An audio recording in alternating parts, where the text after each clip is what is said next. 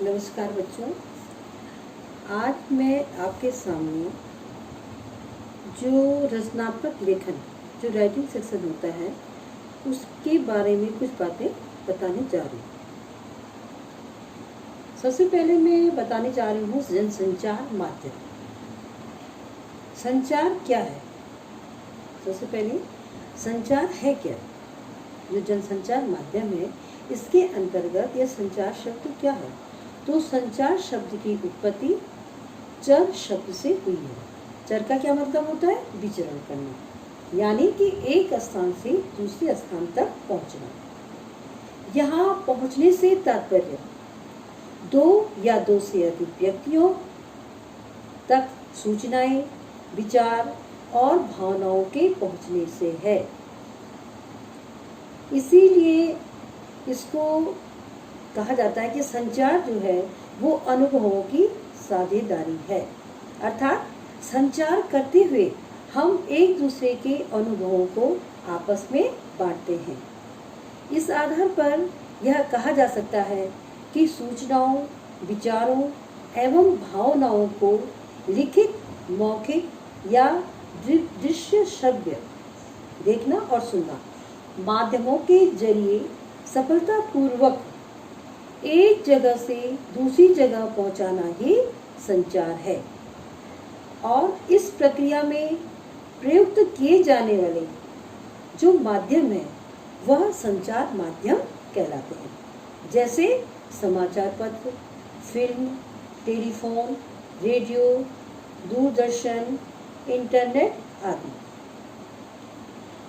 अब यह भी समझने वाला तथ्य है कि संचार एक घटना नहीं होती है, यह एक प्रक्रिया होती है और जिसमें मनुष्य की भागीदारी होती है। इसमें सूचना देने वाले और पाने वाले दोनों की सक्रिय भागीदारी होनी आवश्यक है। संचार तभी हो सकता है जब दोनों की भागीदारी होगी। अब संचार के तत्व कौन कौन से हैं?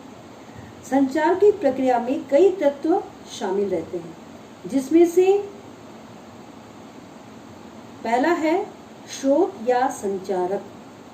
स्रोत या संचारक, संचार प्रक्रिया इसी से शुरू होती है जब कोई संचारक एक उद्देश्य के साथ अपने किसी विचार, संदेश या भावनाओं को दूसरे तक पहुंचाना चाहता है, तो यह संचार प्रक्रिया की शुरुआत हो जाती है। हम किसी से कुछ कहना चाहते हैं और वह भाव, संदेश, विचार हम किसी दूसरे तक पहुंचाना चाहते हैं, तो वह हमारे वहां से संचार की प्रक्रिया शुरू हो जाती है। दूसरा है संदेश का कूटीकरण। कूटीकरण होता है एनकोडिंग। कूटीकरण क्या शब्द है? एनकोडिंग। यह संचार प्रक्रिया का दूसरा चरण है। भाषा एक प्रकार का कोड है। संदेश प्राप्त करने वाले के लिए आवश्यक है कि वह संदेश में प्रयुक्त कोड से परिचित हो कि कहने वाला व्यक्ति क्या कह रहा है। जो सुनने वाला व्यक्ति है, जिसके लिए वह संदेश दिया जा रहा है, उसको भी समझना आवश्यक है। इसलिए उसको जो संदेश में कूटीकरण है, कोड है, उससे परिचित होना उसका आवश्यक है। तीसरा है संदेश। इसकी मूल विषय वस्तु ही संदेश है। संदेश जितना स्पष्ट एवं सरल होगा, जो प्राप्त करता है, जिसको वह संदेश समझना है, वह उतना ही उसके लिए आसान होगा। चौथा है माध्यम या चैनल। संदेश को प्राप्तकर्ता तक पहुंचाने के लिए किसी न किसी माध्यम, जैसे टेलीफोन, समाचार पत्र, टेलीविजन, इंटरनेट आदि का सहारा लिया जाता है। हम किसी न किसी माध्यम का प्रयोग करते हैं अपनी बात पहुंचाने के लिए, और ये क्या है? हमारे संचार के माध्यम हो गए। अब प्राप्तकर्ता द्वारा कूट वाचन, अभी आपने एनकोडिंग कहा, अब क्या है? डिकोडिंग। ये जनसंचार के शब्द हैं। तो डिकोडिंग क्या है? प्राप्त संदेश का कूट वाचन यानी डिकोडिंग करता है। मतलब वह जो संदेश उसके पास आया है वह उस अर्थ को समझने की कोशिश करता है। एनकोडिंग जो संदेश भेजा गया, और डिकोडिंग जो संदेश समझने वाले, जिसके लिए संदेश प्राप्त हुआ है, उसने उस अर्थ को समझा कि नहीं। तो संचारक और प्राप्तकर्ता दोनों का इसमें प्रयुक्त कोण से परिचित होना आवश्यक है। जो संचारक है, जो शुरू से ही समाचार या संदेश को भेज रहा है, और प्राप्तकर्ता, जिसके लिए वह संदेश दिया जा रहा है, दोनों को ही इस भाषा का ज्ञान होना आवश्यक है। उसके बाद है फीडबैक। संदेश प्राप्त होने पर प्राप्तकर्ता अपनी प्रतिक्रिया व्यक्त करते हैं। आपने देखा, अक्सर चैनल में देखा होगा कि किसी व्यक्ति से फीडबैक लिया जाता है।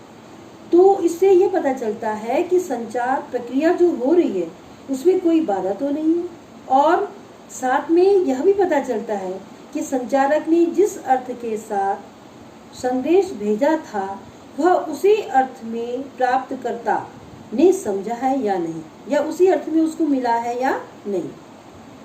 सातवां है शोर। शोर संचार प्रक्रिया में कई प्रकार की बाधाएं आती हैं। तो इन बाधाओं को क्या कहते हैं? शोर कहते हैं। यह मानसिक भी हो सकता है, तकनीकी हो सकता है, या भौतिक हो सकता है। कई बार शोर के कारण संदेश अपने मूल रूप से प्राप्तकर्ता तक नहीं पहुंच पाता। आप देखते हैं ना कि टीवी में लिखा आता है रुकावट के लिए खेद है। तो यह क्या है? ये बाधाएं, संचार की प्रक्रिया में जो बाधाएं होती हैं उनको शोर कहते हैं।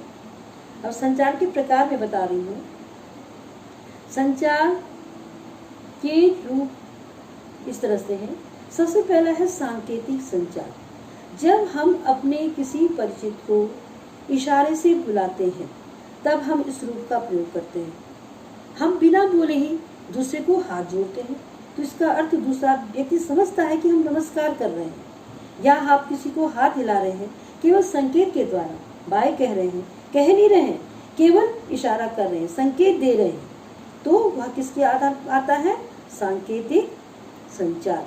आपने देखा होगा चौराहे में बत्तियां लगी रहती हैं, वह केवल संकेत देती है कि रेड है, रेड सिग्नल है, ग्रीन सिग्नल है, तो उसी के आधार पर सब लोग उसको प्रयोग, वो केवल सांकेतिक संचार है।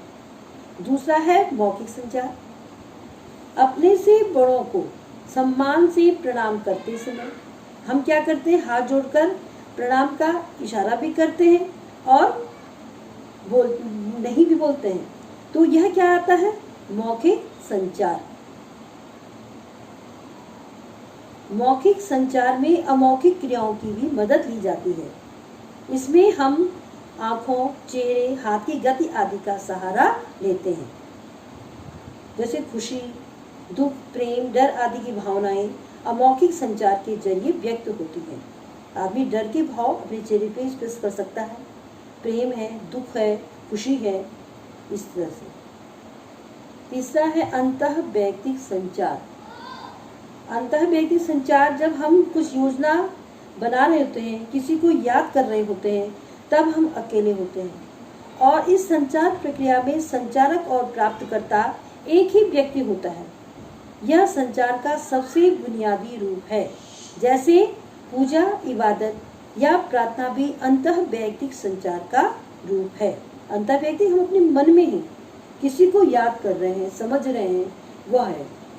और अंतर्वैयक्तिक, इंटरपर्सनल, जब दो व्यक्ति आपस में और आमने सामने संचार करते हैं तो इसे अंतर्वैयक्तिक संचार कहते हैं।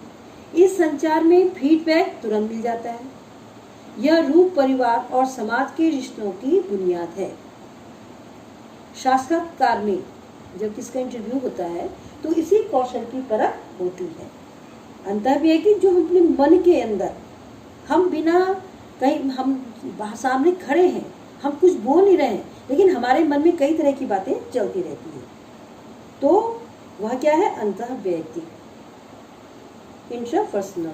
और जब दो व्यक्ति आपस में कर रहे हो तो वह क्या होगा? अंतर्वैयक्तिक। पांचवा है समूह संचार। जब एक समूह आपस में विचार विमर्श या चर्चा करता है तब समूह संचार होता है।